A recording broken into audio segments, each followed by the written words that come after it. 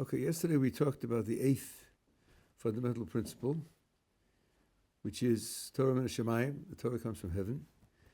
And the Rambam divides that into two sections. The 5 books of Moses as a text and an oral accompaniment which the Creator gave to Moses, caused him to possess it, and then he taught it to the people. We pointed out yesterday that contrary to people's natural intuition, when you have a book and you have commentaries on a book, so usually you think the book came first and the commentaries came afterwards. In this case, the oral accompanying information came first, and the book came at the end. The book was only composed at the end of the 40 years, just before Moses died. Either he wrote it all at that time, or he wrote pieces of it before and finished it at that time.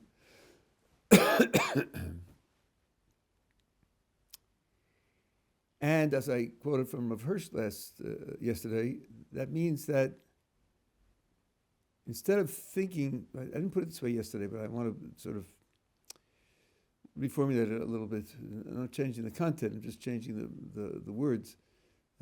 Instead of thinking of the oral information as a commentary on the book, the oral information is independent, freestanding information, and you are meant to understand the transmission with the two of them together. If you didn't have the two of them together, then you would not understand the transmission. So, as the Rambam himself says, there are many verses in the Torah which command us to perform various mitzvos, and it is utterly absent any details as to how to do it. Tefillin, sukkah, mezuzah, tzitzis, shofar. The Torah says in one word, blow the shofar, but how? How often? What ways? And what is a shofar? What kind of materials must it be made out of? Any restrictions? And binding words on your hand, you can't bind abstract things on your hand. So something has to be explained. And if you thought, well, the text was open and people could do what they please to satisfy it, then you would have a myriad of different practices going back as far as Judaism goes, and that's just not true. The way in which these things are done is almost completely uniform. So that means that there was oral information together with the written, and much of it was independent in the sense that you couldn't derive it from the text. And that's why I think calling it an interpretation of the text is a mistake. When you interpret a text, you usually have to support your interpretation as accurate by pointing out elements in the text which support it, which lead to it, and which you could contradict other so-called interpretations of the text. But if the text doesn't give you any clue what it's supposed to mean, then it's not an interpretation of the text. It's extra information, and then when you have the text plus the supplementary information, then you can understand what happened. We gave examples of that yesterday.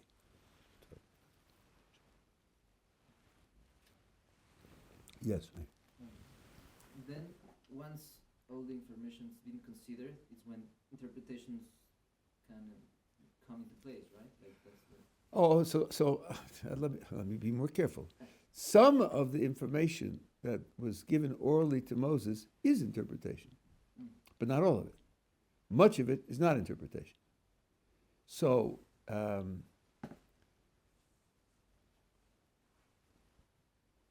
see if I can give you an example where it really counts as interpretation.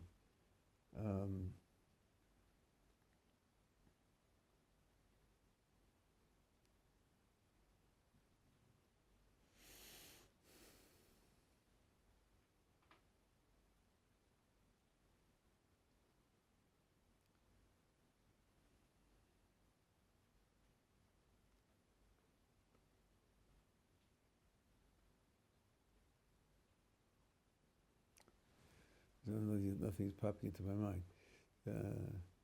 Well, the cases that are by far, the more numerous are cases where if you read the text, you just don't know what it means.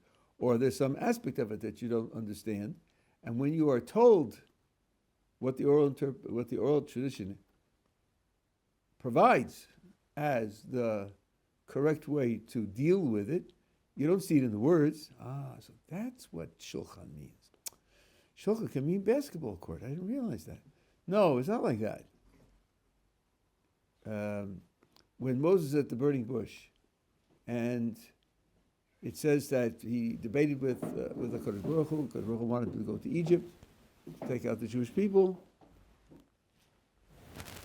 and he said no over and over and over again. And finally, when Kodesh Baruch Hu answered all of his objections, he said, "I still won't go. Send somebody else." So it says the Yicharaf Hashem. It says Kodesh Baruch Hu was angry with him. Rashi, quoting the oral tradition, says that's when he was penalized for rebelling at that point, not simply agreeing to go, by losing the position of high priest. The original plan, so to speak, was that he should be functioning as a king and high priest. Here's where he lost it. What's driving Rashi? What's driving Rashi is that we don't get, so to speak, pictures of the Creator's inner emotional life. What we do is we get a picture of his actions. Whenever else it says that Kodesh Baruch Hu was angry, it mentions a punishment that takes place. Here it doesn't say anything. It just says that he's angry. That's utterly atypical of the way in which the whole of the Tanakh describes the Kodesh Baruch Hu. So the old tradition says there was a punishment. And that's what it's really coming to tell you. It's just that it didn't write it in the text. The old tradition preserved it. But when you hear that he lost the priesthood, there's nothing in the words that he was angry with Moses that indicate that. So to call it an interpretation of the text, I think, is at least misleading. When you interpret something, you should then get an insight into what it means. You don't get an insight into what it means when you hear that. You just get information to tell you what it's talking, what accompanying facts justify writing those words. So that's by far the vast majority of things in the old tradition.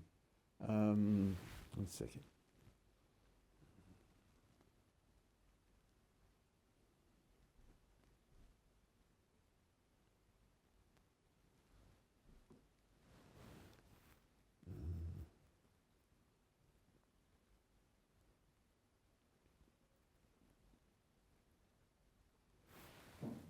Well, and I don't remember how far back this goes. It may be only in the Achronim. So that wouldn't go back to things that were told to Moses. At any rate, that's the difference. The difference is providing supplementary information, which is not hinted at in the text. If somebody says, but the words in the text don't say that, the answer will be, you're right, they don't. They don't say that. But the words in the text are blank until you have more information. And then, like the example I gave you, that Moses' mother hid him for 3 months, and after 3 months she put him in a box, in a basket, and put him by the side of the river. Because she couldn't hide him anymore. Why couldn't she hide him anymore? I told you he was born prematurely, that the Egyptians kept track of women when they showed pregnancy, which is usually at the end of the 3rd month.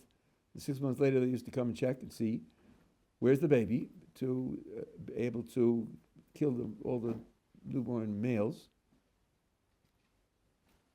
So she knew when they were coming, but Moses was born 3 months early, and he was good, meaning he didn't cry, so he didn't attract attention. So she held him for 3 months, but then the Egyptians are going to come and check. So now that extra information, now I know what 3 months means.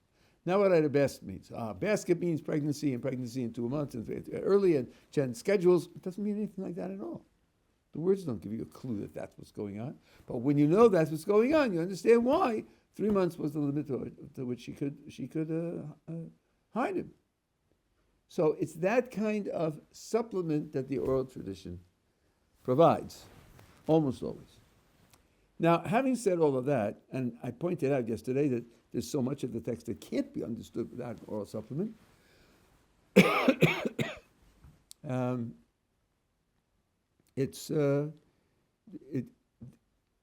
You can't imagine the text being put into practice legally and being taken seriously as a record of events without the supplementary oral information.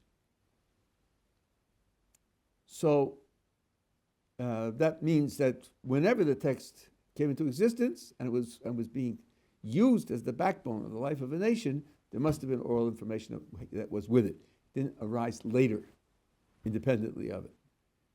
There was extra information. Now, it's not all of it, as I said yesterday. When we talk about the oral tradition, it has more in it than just what Moses provided as a supplement for the original text.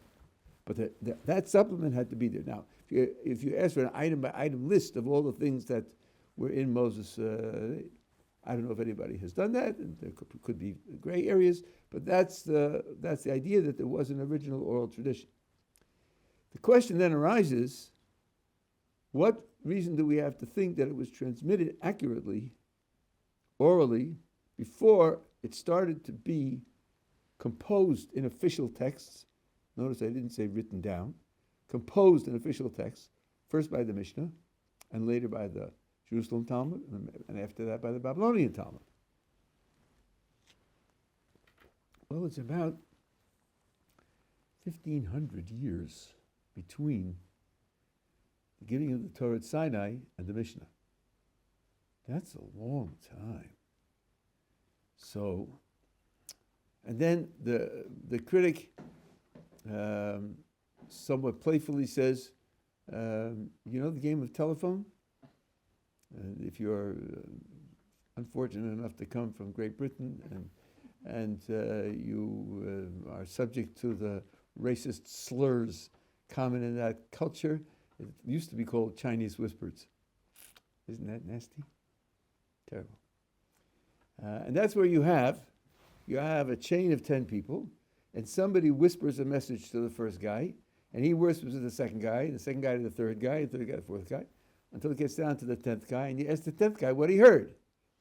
And the first guy whispered, Donald Trump will win the election, and the last guy heard there's going to be a hurricane tomorrow. And you say, look at that, you see, people make mistakes, they don't understand, and so on. Now, and then the critic says, we've got 1,500 years of telephone. Why would you dream that the information that started to be composed in official text in the Mishnah, the end of the 2nd century CE, bears any resemblance whatsoever to the information that was provided by Moses in 1300 BCE? Okay, so putting it that way is dumb. The reason why telephone works the way it does is because you whisper. And usually this message has in it Z's and V's, and you can't whisper a Z and you can't whisper a V. And you're only allowed to whisper once. When someone tells number one can't say, I don't think I heard you correctly. Could you say it again? Let me hear it another time. He can't do that. He's got to go with the whisper he got. And then usually it's played after the third martini because it's a party game, and people are, in a joking frame of mind. And they're all expecting it to be, information in and garbage out at the other end. So is this a test for a society that's passing down information that they regard as the most important information? So it's a very non-relevant comparison. Especially since, as I said, this information is regarded as the backbone of the Jewish ideology, value system, worldview, priorities, goals, hopes, prayers, fears, self-worth. So preserving this information is going to be a high priority for the Jewish people as a people, as a nation. Not only that, but we know that there were institutions created specifically to train people to be experts in transmitting information accurately. There was the Sanhedrin. The Sanhedrin was not only a Supreme Court, it was also a legislature. It could create its own legislation. And as the Rambam writes in Hilchos Mamrim, it was the arbitrator, or the authority to decide what counts as genuine tradition and what doesn't. These were the 71 greatest Jewish scholars. Now, sitting together with them were 71 disciples, and they were ordered. And there were 71 disciples, so that if one of the Sanhedrin died or had to be absent, one of the 71 disciples would take his place, again, in order. And when the 71 disciples lacked some, there were talent scouts going out throughout the whole nation to find the people who were brightest, had the best memories, had the best linguistic capacity, and most discriminating intellect. Yeah, discriminating is a good thing, not a bad thing. Meditate on that. And so this was a national priority. So when you take that into account, instead of being incredulous, 1,500 years, it's got to be all messed up, the burden of proof is on the other foot. You think there was a breakdown? Show so. Give evidence that there was a breakdown. And what kind of evidence would you give? Well, it seems to me that if the transmission was sloppy, or if there were periods in which it was difficult. There's one where they found the book in the temple, where I wrote a very detailed thing on that. I think it's on my blog. People were very upset about that. I think I answered that adequately. So if that's true, if there were times when the transmission was poor, and that should lead to a breakdown in the unanimity of the tradition.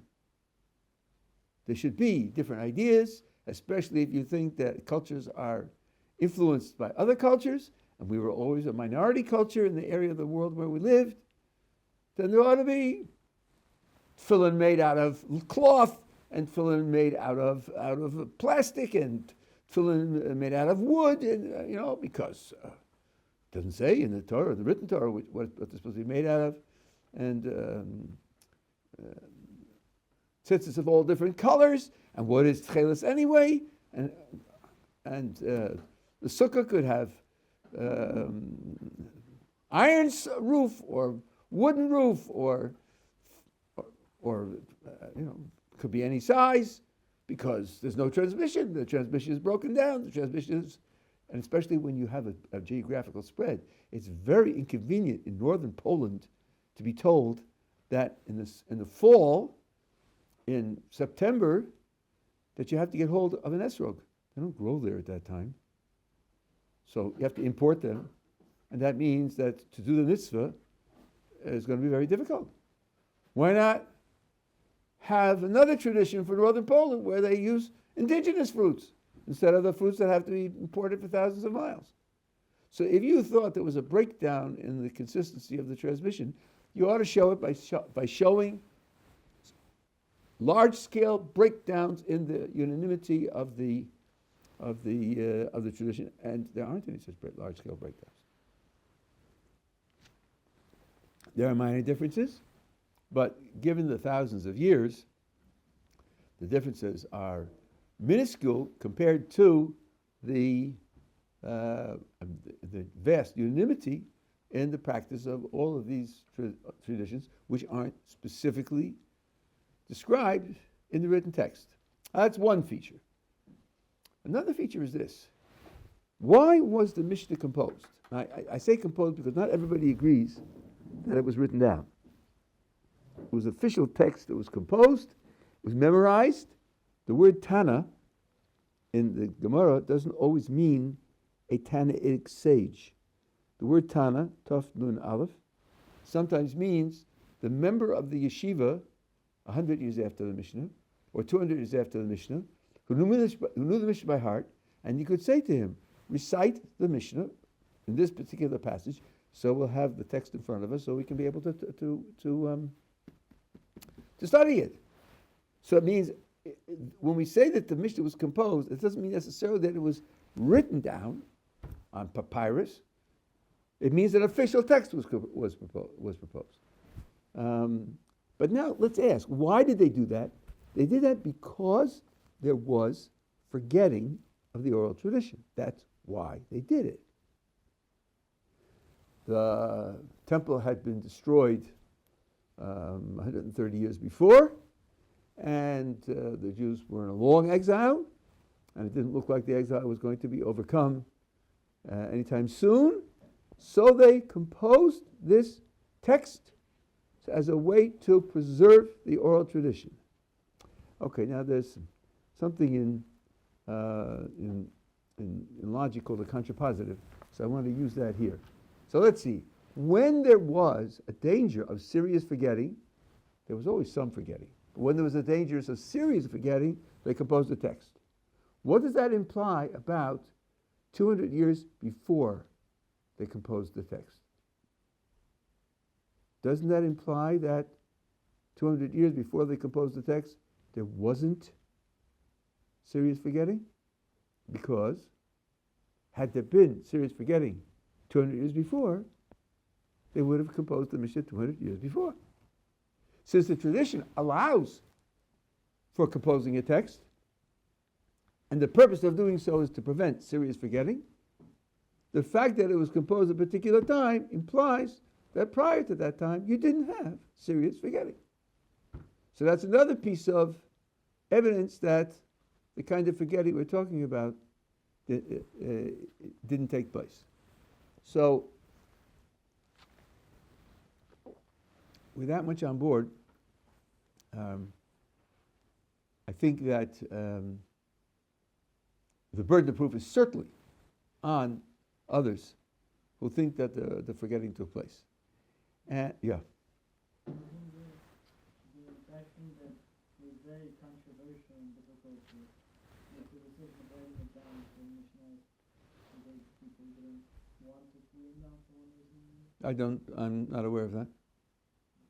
Rabbi Yuna Nasi used a certain legal principle to do so, but I'm not aware that he faced opposition. And by the way, he didn't do it alone. People have this impression that he composed it by himself. It's just not true. He had a whole bezdin. Rabbi Yuna Nasi was fabulously wealthy. He lived in Israel, and he set up a bezdin. And Rashi on the Gemara says explicitly that he and his court composed the Mishnah. And by the way, he made legal decisions in the Mishnah, and the legal decisions in the Mishnah are not binding. Get that. They're not binding. Later generations, on occasion, rejected them. That was his summary of the material that was available to him, and the decision of his court what the law should be. But it was not binding on later generations. That's a separate subject. What is binding and what isn't. The only thing in any text that's binding on future generations is when the Babylonian Talmud presents a fixed law, Hilchasa, it's decided that this is the law, that's binding on future generations. Nothing before it is binding, and nothing later than it is binding. Each generation analyzes the material in its own way and comes to its own decisions. Okay, so that means that at the very least, someone who wants to say that there was a serious breakdown, he's the one who owes us an account. And I will give just one more piece of evidence. Again, this is to shift the burden of proof on the critic.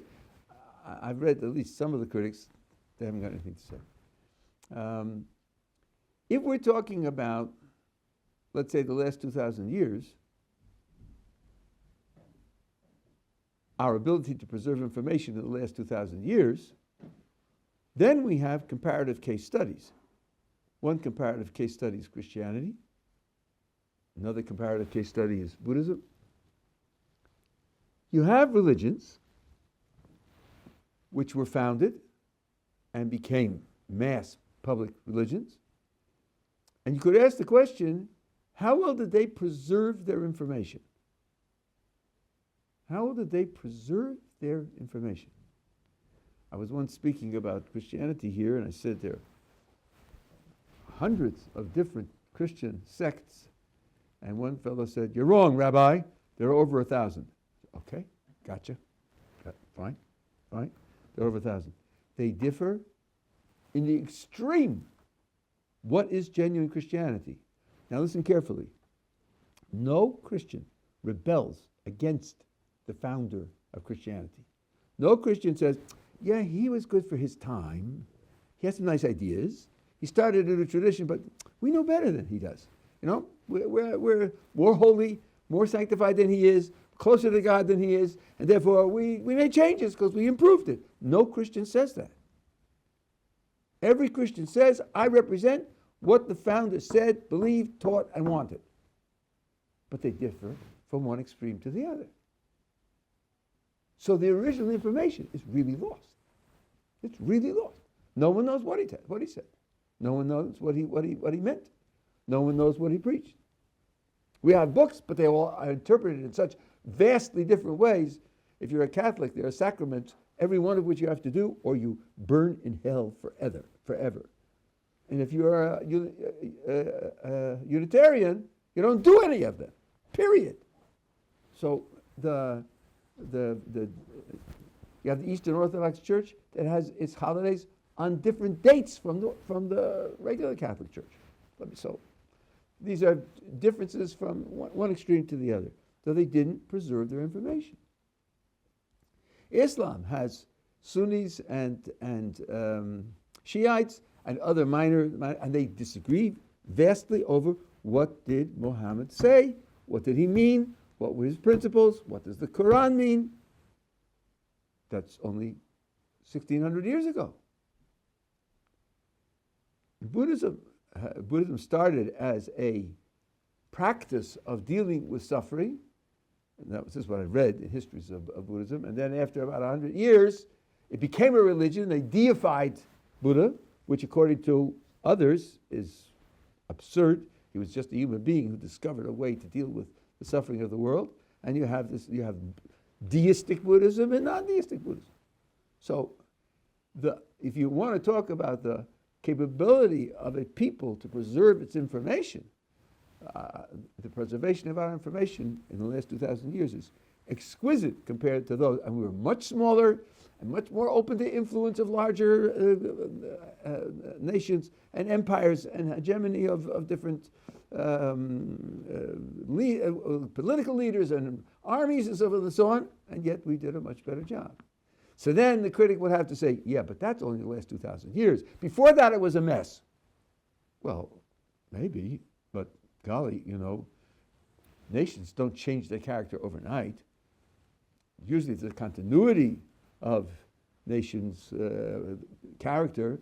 There's a verse in the book of Exodus where the people are upset with Moses, and they say to him, is it because there are no graves in Egypt that you took us out of Egypt?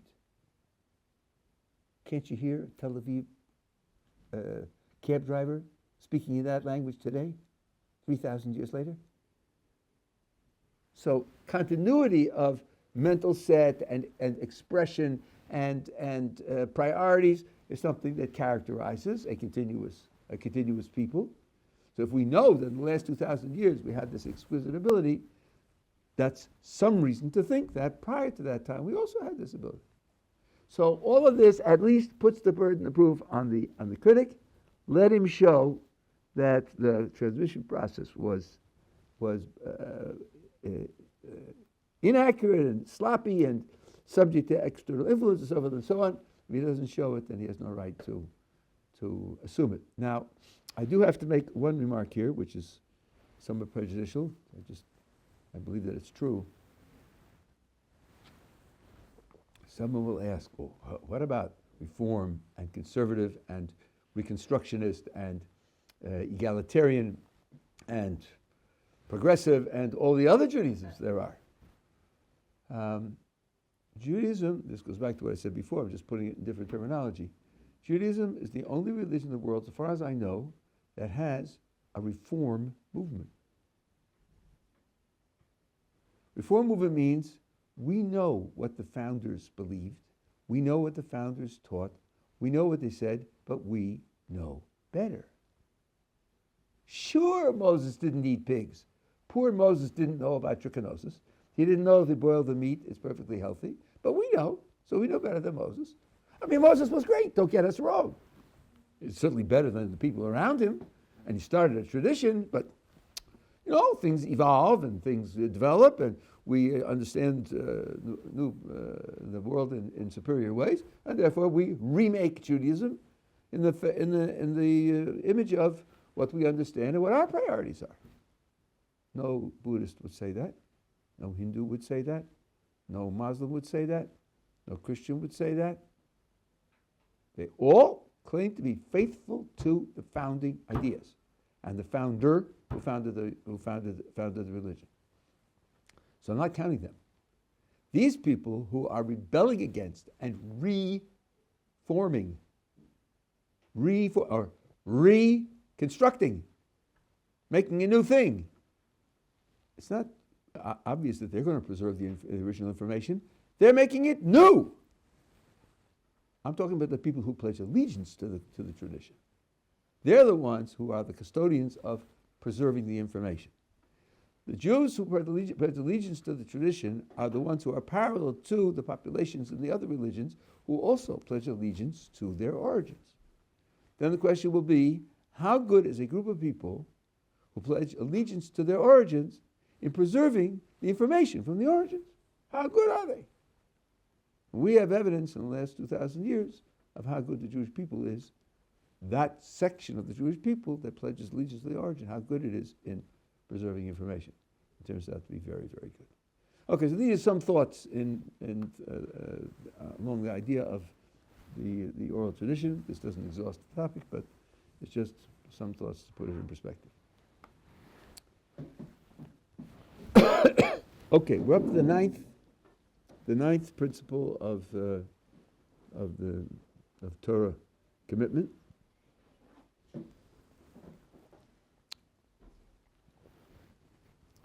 And that is, says the Rambam, says Maimonides, that the Torah of Moshe will not titbatel. Titbatel can mean pass away, be nullified, be rejected, or be significantly modified. And no new Torah will come from the Creator aside from it. There'll be no addition and no subtraction. So the first two statements are very general and broad. The last one is much more particular. No additions and no subtractions. Neither in the text of the 5 books of Moses, nor in the explanation of the text that I told you was accompanied it orally. This is expressed in the verse in Deuteronomy, occurs a couple of times. Don't add to it and don't subtract from it. And he said, I've explained this elsewhere in the introduction to the commentary on the Mishnah, and I'm not going to explain it more here. I'll say a few words about this.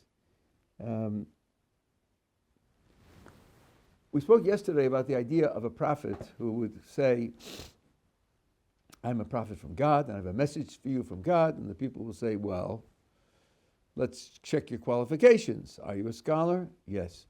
Do you live up to all the rules of the Torah? Yes. Do you have good character? Yes. Well, do something special. Okay, I'll take a stroll on the pond in the park. So take a stroll in the pond in the park. So, okay, those are your qualifications. What message do you have for us from the Creator? He says, my message to you is not everything that Moses said is right, valid, up to date, still in vogue, certain things have to be changed or modified or subtracted, or things have to be added because things have to be updated. So we said, such a person immediately loses his credibility. Because the only reason that I would treat him as a prophet, and I mean exactly what I say, treat him as a prophet, is because Moses said to treat him as a prophet. Moses gave rules. If he tells me that we can't trust Moses, then I can't trust Moses to say that he's a prophet either. So his message to me is a self-undermining message. If I believe it, then I have no reason to believe it. And that's not good, in case it isn't obvious. So, how is you have to ask, how, if a prophet can't do it, how are we supposed to imagine that this process could take place? How are we supposed to imagine that this idea of it changing could possibly take place? So this will be an example of perhaps of one of the principles I told you at the beginning, where strictly speaking, this principle could be derived from another principle, but the Rambam is not setting out here to have logically independent principles. This is an educational process. You have to cognize these things and appreciate them, and you might have thought of the one and not thought of the other. So therefore, he gives us this principle. Yeah. Wouldn't the prophet says, if the false prophet says that to undermine Moshe's Torah, to undermine Moshe's word, wouldn't that make it a free-for-all for us to determine whether or not we should believe in prophets or not? So that would disqualify that argument. I'm not sure what you mean by that argument. The argument that I gave, or the argument that the false prophet is giving? No, so again, if I would believe the false prophet, then there would be a problem. If you would believe the false prophet, then it's a hefker whether or not you can believe in prophets or not. If you would believe in the false prophet, that would show that you were operating on a principle of hefker already. But we're now being told that you won't believe him. So why does that invalidate the argument that I gave? The argument that I gave is we won't believe him.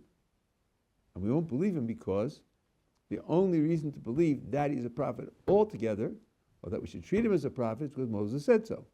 The minute he contradicts Moses, we won't believe him. That's my argument, that we won't believe him. Based on the religion. Sorry? Based on the rules of the religion, obviously. Of course. So we're not in danger of having a false prophet who will change Moses' Torah because his claim to prophecy will be rejected. And if it's not a prophet that's going to do it, then who's going to do it? So now someone will say, oh, but Rabbi, you told us that sages are superior to prophets. And so you're telling me that a prophet can't do it, but maybe a sage could do it.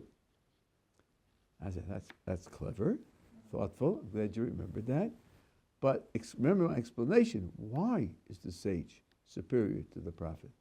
Because the sage represents Moses, and Moses trumps every other prophet. That's the explanation for why the sage is superior to the prophet. Obviously, the sage is not going to contradict Moses. His whole claim to fame is that he represents Moses. We're not going to trust him to contradict Moses. And this verse that the Rambam quotes here plays a very, very important role in Jewish practice because, as many people know, and it's right to ask, don't we have the Sanhedrin adding laws to the Torah? Don't we have a whole raft of legislation that we call the Rabbanan, rabbinic legislation? So that's true, we do. And there are verses in the Torah which explicitly authorize the Rabbanan to make additions. But the question is whether you're adding or subtracting from Moses' Torah. And here it's crucial. Everywhere in the tradition, you have this requirement that you advertise and explain the law that you are forming. When you say there's a law to do X, you immediately have to tell me, is it a Mosaic law or a rabbinic law? To add to Moses' Torah would mean to say X is Mosaic when it isn't. That would be adding to Moses' law.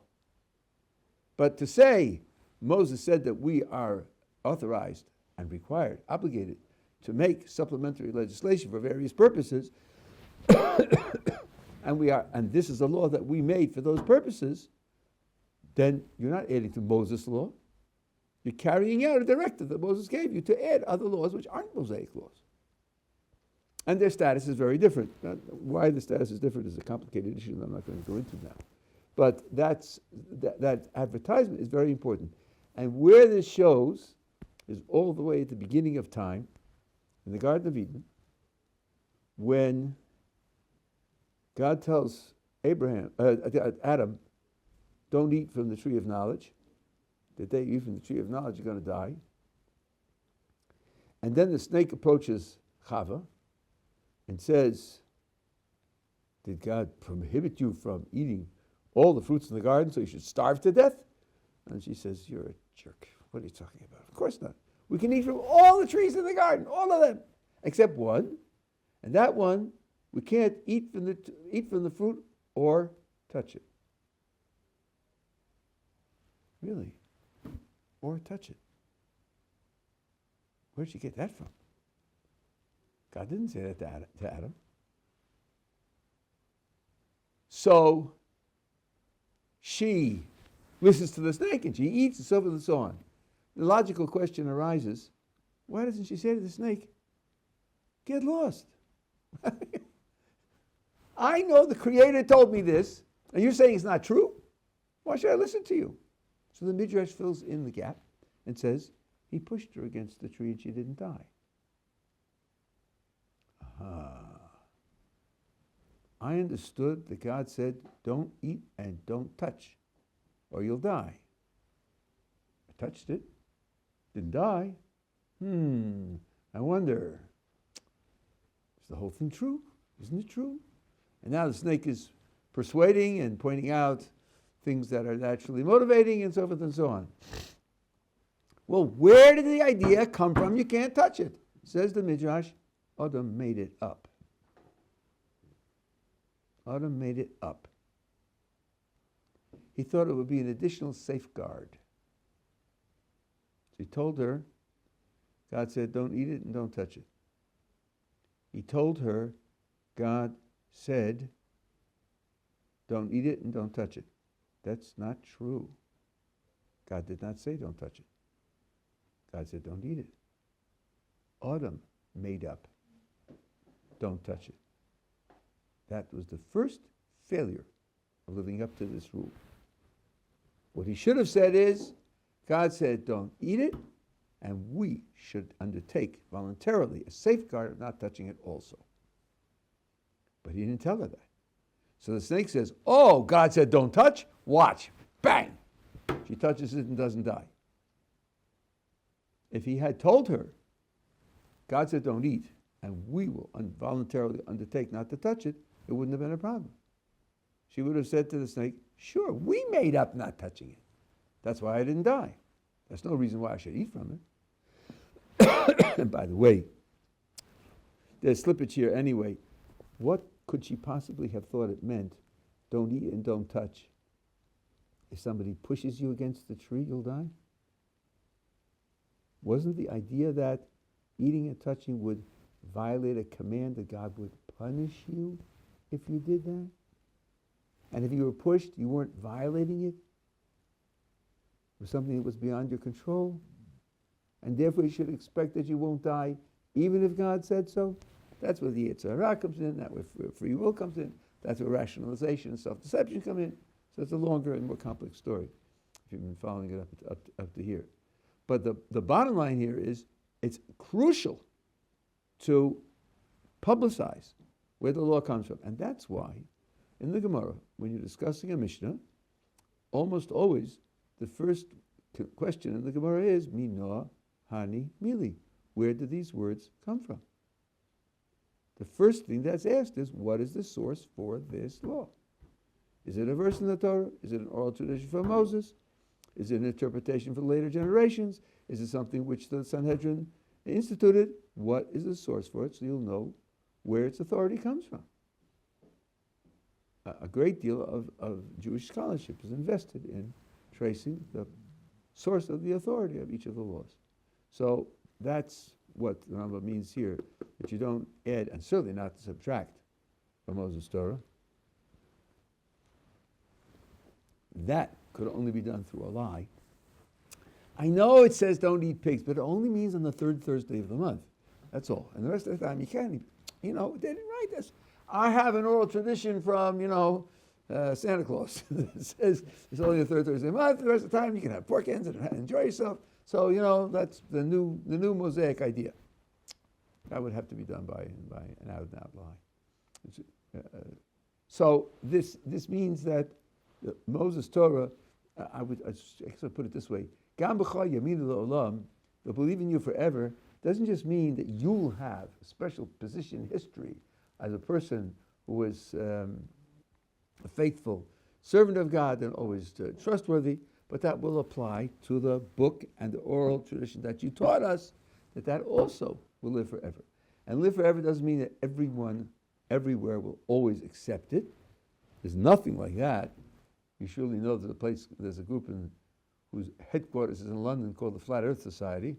There are people or conspiracy theorists, So no one's claiming that everyone is always going to believe it, but the claim is that the tradition that you gave us will not disappear. And there's surely no reason to believe that.